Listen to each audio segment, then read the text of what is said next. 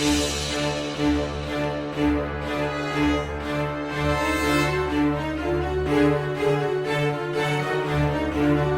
कहानी एक बंद गली की है जो रात के अंधेरे में डूबी हुई थी।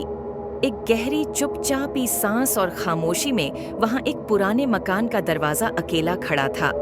उस गली में रहने वाले लोग कहते थे कि वह मकान अब खाली है क्योंकि वहां कुछ अजीब और गरीब होता है।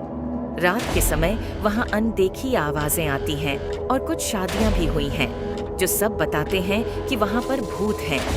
एक रात एक बहादुर युवक ने उस मकान में दाखिल होने का फैसला किया।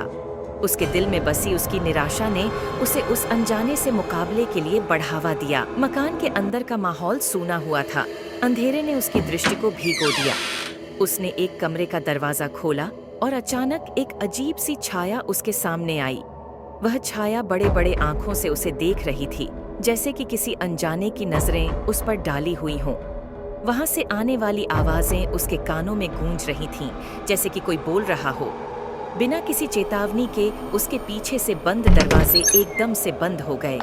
वह बाहर भागने का प्रयास करते हुए वहां से निकलने के लिए दौड़ा, लेकिन वहां एक और दरवाजा खुल गया जो उसे वहां बांध दिया। वह चिल्लाता हुआ उसने उस बंद दरवाजे को मारने का प्रयास किया, लेकिन वह बंद हो गया।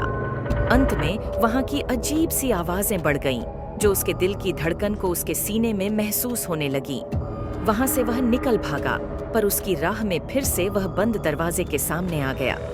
बिना किसी अनजाने बात के उसके बाहर से कोई आवाज आई, तुम्हारी मौत का समय आ गया है।